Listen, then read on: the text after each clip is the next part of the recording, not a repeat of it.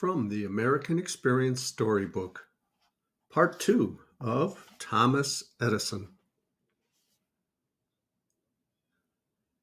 He was weak, disheartened, ill-prepared for it, but he did it. He arrived footsore and weary, with torn shoes and tattered clothes, and his worldly possessions tied and a handkerchief on his back. In this shabby plight, he presented himself at the telegraph office. He was eyed coldly enough at first, but by and by, when tests were given, he stood the test. There was that in the eager eyes and underneath the shabby clothes that could not but make itself felt as power. He began work. At first, his fellow clerks laughed at him. In time, they were won over, and later he stood out as a workman of the first order.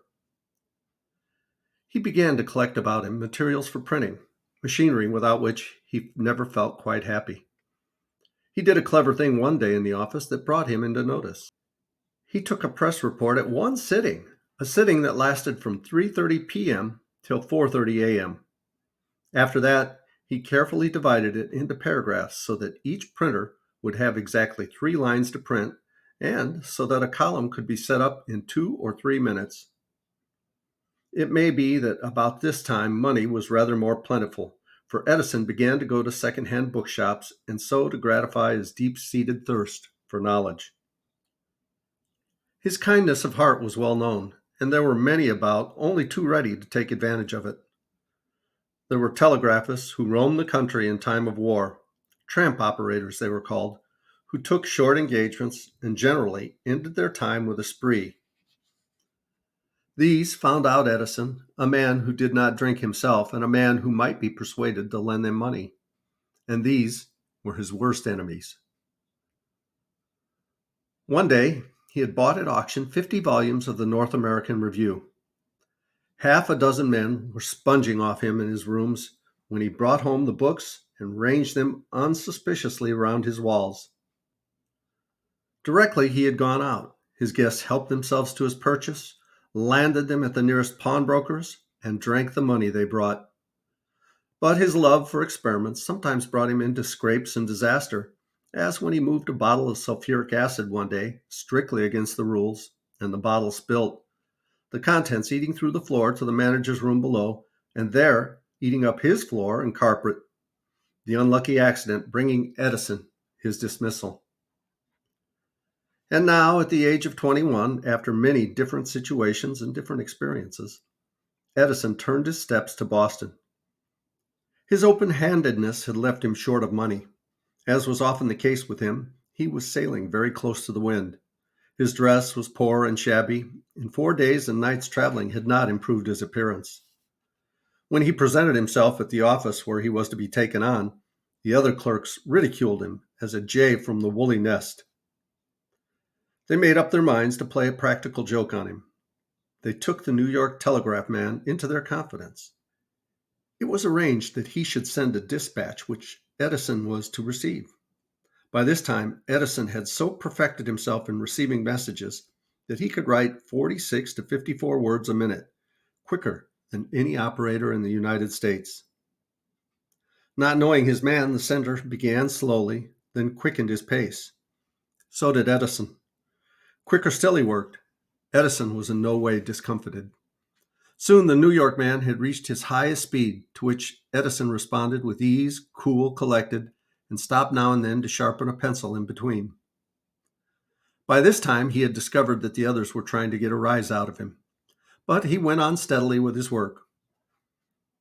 Then he stopped and spoke quietly through to the New York man.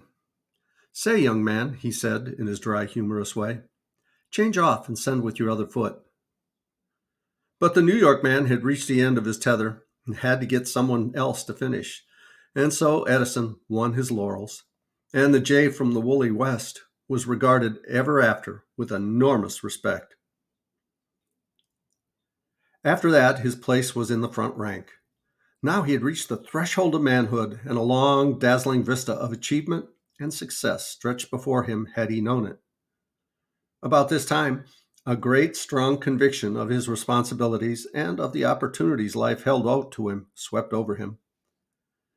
"Adams," he said to his friend, I've got so much to do and life is so short that I'm going to hustle. And if we try to look at what he has crowded into a life not long, we must allow he has indeed hustled to some purpose. As we briefly glance at the bent of his manhood, his doings fairly dazzle us. He read enormously all sorts of works on telegraphy and electricity, and he produced from his brain that which makes him the greatest inventor of the age. If we tried to enumerate his inventions, the names alone would fill pages. We can do little more than name a few. Among the first of these was how to send 4 messages at the same time over one telegraph wire. But even after he had embarked on the glorious sea of discovery, what ups and downs, what seesaws of fortune were in store for him. Hunger at times, torn clothes, and battered shoes, but from depths and half drowning up again, he always came to the surface. He rose grandly, relying on his own indomitable will. About this time, good fortune befell him. For inventing some telegraphic appliances, he got $50,000, or rather more than £10,000. He could hardly believe his good luck, and it was with that he immediately rigged up for himself a workshop. And now he was rapidly rising, and the field before him was gradually opening up wider and wider. He started a laboratory at a place called Newark, and from this time onwards, his inventions seemed to flow from his brain as well nigh continuous streams. His workmen were devoted to his service. His genial good humor and kindness, the absence of all harshness in his manner, and his love of fun could not but endear him to them. They caught the infection, too, of his earnestness. When he had an idea in his brain, he worked at it, as it were, red hot, almost without rest or cessation, and they were rarely reluctant to help. Now, you fellows, he would say, shutting himself and his workmen up in a room on the top flat, I've locked the door and you'll have to stay here until the job is completed. During 60 hours, perhaps, he would take no sleep and little food, while his brain would work at highest pressure until the thing was wrought. Then he would relax and sleep for as long as 36 hours at a stretch. And now his fame had spread far and wide. The people at Menlo Park, to which he removed, some 24 miles from New York, began to look upon him as a wizard, a man possessing magical powers. It seemed to them there was nothing he could not do. Exaggerated tales of his wonderful power spread over the country. If people track me here, he said, he had been besieged at Newark, I shall simply have to take to the woods. Child after child was the offspring of the inventor's brain. At one time, within the space of a few years, as many as 45 were born. There was the microphone, which is much like the telephone, except that in the microphone the sound is magnified. There was the megaphone, which brings faraway sounds near, so the cattle crunching grass 6 miles off could be heard distinctly at Menlo Park. There was the kinetoscope, we all know, which, by swiftly passing pictures as many as 46 a second, seems to give us a single person in motion, somewhat on the lines of that toy of our childhood, the wheel of life. And there was the grand king of inventions, the phonograph, that overtops all the rest. We know it, all of us, by this time. We have listened to it with the tubes at our ears, while the voice of someone speaking at a distance is distinctly borne to us, or the strains of a song sung by some great singer. In 1888, Edison sent his first phonograph by steamer to England. His friend here had only to take out the wax cylinder, put it in his machine, and set it in motion, and lo, it seemed to him as if Edison himself were in the room talking to him. Great men all over the world recorded their astonishment and their praise of the wonderful invention. The Queen sent him a message of congratulations. People flocked to every exhibition to see it, to the French one from countries all over Europe. They saw it and straightway went into raptures. Edison himself, looking into the future, seemed to see volumes it might yet be brought to do. It might be used to write letters merely from dictation. It might be used to make clocks speak, to tell when it was time to come to meals. It might be used for toys. A tiny phonograph might be placed inside a doll, and it would straightway talk, or in a toy animal, and it would grunt and growl. What a strange thing that in this world of passing away and change, we should be able to preserve from destruction such treasures sheltered in a wax cylinder. Some great man's words of wisdom or the silver tones of sweet musician. The more Edison's brain accomplished, the more it did seem able to do. As a man, he showed himself untiring as when a boy. He went on discovering. He invented a way of telegraphing from a moving train. He invented an electric railroad that drew delighted thousands at the Chicago exhibition. In 1879, his attention turned to lighting, and he bent all his energies on inventing an incandescent lamp for electric light. He spent days working at a sort of white heat. He began on the 16th of October, but mishaps and accidents seemed to threaten his invention. "Let us," he cried to his partner in a ferment of excitement, "let us make a lamp before we sleep, or die in the attempt." On the morning of the 21st, it was done. It astonished the world. It opened up possibilities for miners and divers and for men everywhere.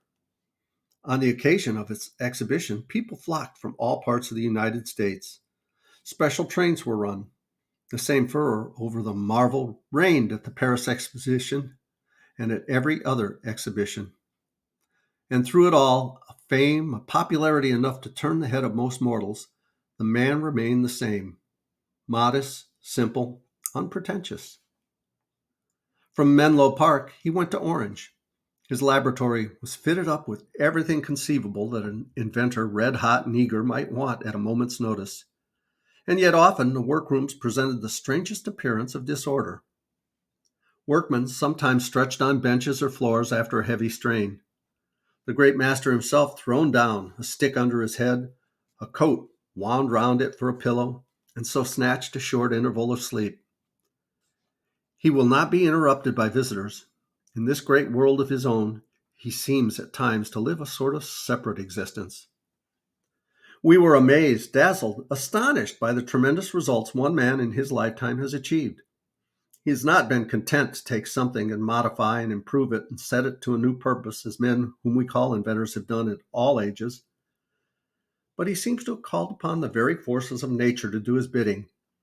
It is almost as if he has harnessed the wind, the air, sound, electricity for his purposes. A man, after a single discovery, not seldom rests on his laurels for life. This man is still in his prime. We cannot tell yet what product of his brain will still astonish us, and we cannot touch here on a tithe of what he has done. He lives sometimes in his northern home in New Jersey, sometimes at Orange. As a man, he shows the same genial, kindly sympathy which, as a boy, never failed to win the hearts of his fellow clerks, the same modesty that disarmed their jealousy. These things chain his workmen to him today with links of love. Now that men praise and laud him all over the world, he shows the same good-natured indifference to name and fame he has shown all through, and he has lost nothing of the tireless energy that used to support him through hard work and long night sittings as a boy. This man who, as someone has it, has kept the path to the patent office red hot with his footsteps, this wonder worker of the modern world.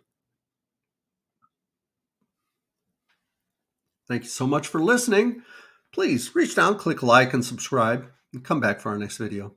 I love you guys, as Tigger says. Ta-ta for now.